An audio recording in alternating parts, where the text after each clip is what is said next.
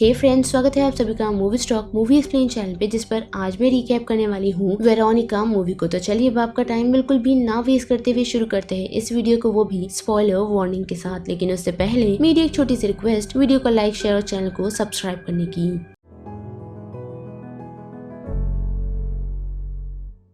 Film की शुरुआत हमें 15 जून 1991 से दिखाई जाती है, जहां हम कुछ पुलिस वालों को देख सकते हैं जो इमरजेंसी सुनते हुए घर की तरफ आ पहुंचे हैं, जहां से उन लोगों को कॉल आया था कि उसके भाई एंटोनियो की जान खतरे में है। लेकिन जैसे ही वो लोग उस कमरे में पहुंचते हैं तो उन लोगों को किसी लड़की के चिल्लाने की आवाज आती है और ये सीन कट होकर 3 दिन पहले की तरफ बढ़ता है, जहाँ हमें हमारी लीड कैरेक्टर वेरोनिका से इंट्रोड्यूस करवाया जाता है, जो अपनी फैमिली के साथ रहती है, लेकिन उनके डैड नहीं, क्योंकि कुछ समय पहले ही उनकी डैड की डेथ हो चुकी है। और बात करें उनकी मॉम की, तो वो एक वर्किंग वुमेन है, जिस कारण वेरोनिका पर उसके भाई बहनों की जिम्मेदारी है, जो वो बाखूबी निभा भी रही है और साथ ही अपनी स्कूल भी अटेंड करती है। लेकिन स्कूल में आज उसे पता चलता है कि एक्लिप्स का दिन है और उन्हें एक्लिप्स की थोड़ी बहुत इन्फॉर्मेशन दी जाती है, जिससे उसे ये पता चलता है, यानी कि उनकी टीचर से, कि काफी साल पहले लोग एक्लिप्स के दिन लोगों की बलि देकर की बुरी शक्तियों को अपनाते थे। जिसके बाद पूरी स्कूल उस एक्लिप्स को देखने के लिए टेरेस की तरफ चले जाते हैं। लेकिन वही बात करें वेरोनिका की, तो वो अपनी दोस्तों के साथ बेसमेंट में आ पहुंची है, जिन लोगों के पास ओहिजा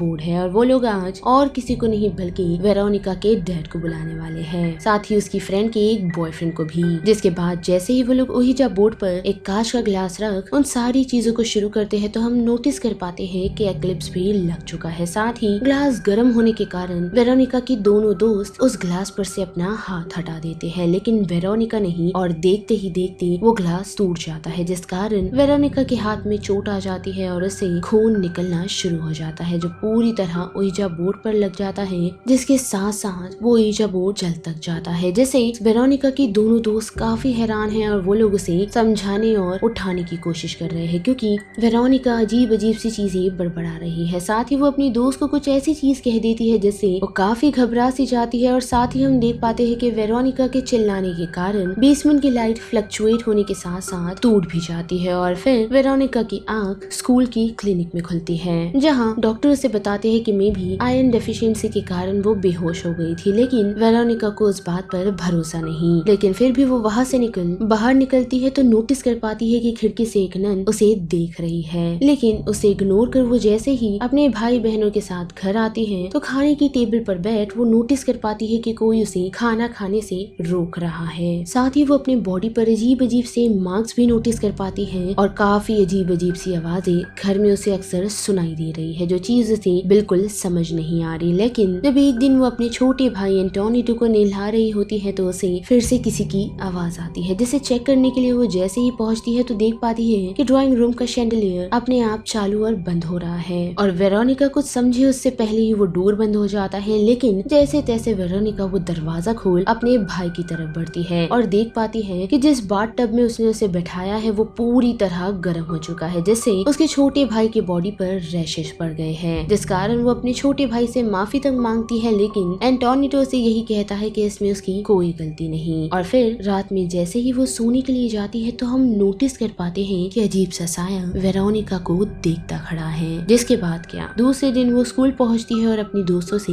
बातचीत करने की कोशिश करती है, लेकिन काफी कोशिशों के बाद भी उसकी दोनों फ्रेंड्स उससे बात नहीं करती। पर अभी भी वेरोनिका को ये क्लैरिफिकेशन नहीं मिला है कि एक्चुअल में उसके साथ बेसमेंट में हुआ क्या था, जिस क्लैरिफिकेशन के लिए वो फिर से उसी बेसमेंट में जाने का डिसाइड करती है, जहाँ उसकी मुलाकात एक नन से होती है। वो वही नन है जो कल उसे खिड़की से देख रही थी, पर वहाँ एक्चुअली हमें पता चलता है कि उस नन को तो नजर ही नहीं आता। साथ ही उसे स्कूल में डेड सिस्टर के नाम से भी जाना जाता है, जो वेरोनिका को देख उसे यही कहती है कि उस पर बुरी आत्मा का असर है, यानी कि उस पर किसी बुरी आत्मा ने अपना कब्जा जमाया हुआ है, जिसे वो उसकी बॉडी से निकालने की कोशिश तो करती है लेकिन असफल रहती है। जिसके बाद वो वेरोनिका को ये बताती है कि उसने जो खेल शुरू किया था, यानी कि वही ओहिजा बोर्ड वाला, उसे वो खत्म करना होगा, क्योंकि जिस ओहिजा बोर्ड से वो लोग स्पिरिट्स को उनके वर्ल्ड में इनवाइट करते हैं, उसी ओहिजा बोर्ड के साथ साथ उन लोगों को उन्हें गुड बाय भी कहना होता है। और अगर उन लोगों ने ये प्रोसेस कंप्लीट नहीं किया तो वो स्पिरिट्स यही रह जाती है और उन्हें जिंदगी भर परेशान करती रहती है। यानी कि सिंपली वेरोनिका ने जो शुरू किया है उसे वो खत्म करना होगा। साथ ही वो उसे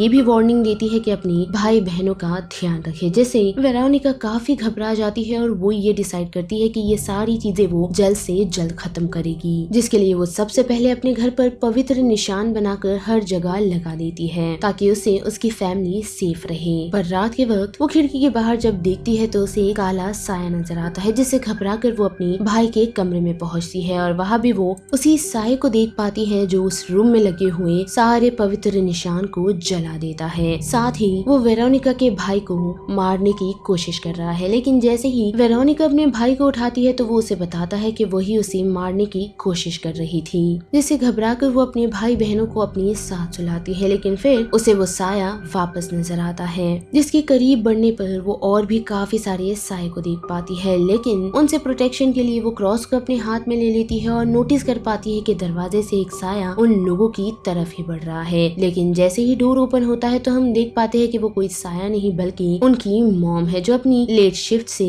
घर लौटी है और वो वेरोनिका की ये हालत देख उसे यही कहती है कि वो अपने भाई बहनों को डरा देगी। जिसके बाद वेरोनिका अपने रूम में सोने के लिए चली जाती है, लेकिन हम देख पाते हैं कि उसे एक काफी डरावना नाइटमेयर आता है, जिसमें उसके भाई बहन उसकी जान ले रहे हैं और साथ ही वो अपने आसपास ब्लड नोटिस कर पाती है। और जैसे ही उसकी आँख खुलती है तो वो फ्रेश होकर लौट आती है तो नोटिस कर पाती है कि उसके पहले पीरियड्स शुरू हो चुके हैं, जिस दाग को वो साफ करने की कोशिश करती है। लेकिन जैसे ही वो बेड उठाती है तो नोटिस कर पाती है कि नीचे अजीब से जलने के मार्क्स बने हुए हैं, जो मार्क्स सिर्फ उसी के बेड पर नहीं बल्कि उसके भाई बहनों के बेड पर भी है। और वो सारी चीजें देख वेरोनिका घबरा जाती है, जिससे फिर वो सिस्टर डेथ से जाकर मिलती है और वो उसे यही बताती है कि जो साया उसे दिख रहे हैं वो कभी उसे भी दिखा करते थे, जिस कारण उसने अपनी आंखों का ये हाल कर लिया, लेकिन फिर भी वो साया उसे आज भी दिखाई देते हैं। तो बेहतर रहेगा कि वेरोनिका अगर ये सारी चीजें रोकना चाहती है तो उसे वो प्रोसेस फॉलो करना होगा, यानी कि वही ओइजा बोर्ड वाला प्रोसेस जो सुनते ही वेरोनिका ये करने के लिए तैयार हो जाती है। और हम देख पाते हैं कि उसके लिए वो यहाँ से सीधा अपनी फ्रेंड्स के पास आ पहुंचती है, जो दोनों उसे